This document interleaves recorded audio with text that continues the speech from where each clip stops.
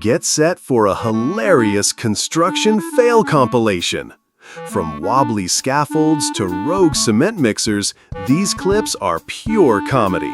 Smash that like button, drop a comment, and subscribe for more laughs. Thanks for being here. Let's jump into the hilarity.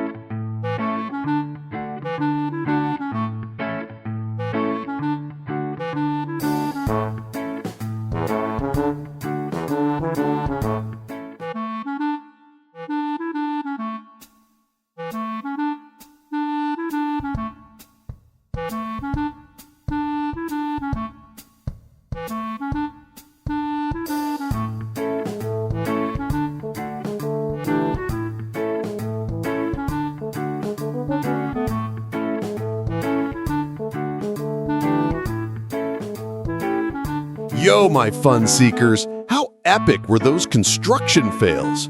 Did my crew of hard hat comedians have you laughing so hard you nearly sent your phone flying like a rogue crane? Hang tight, the clips coming up are so side-splitting they'll make a steel beam giggle uncontrollably.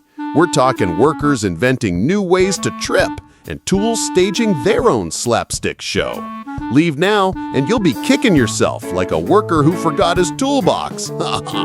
Smash subscribe, drop your funniest comments, and let's build a laughter skyscraper.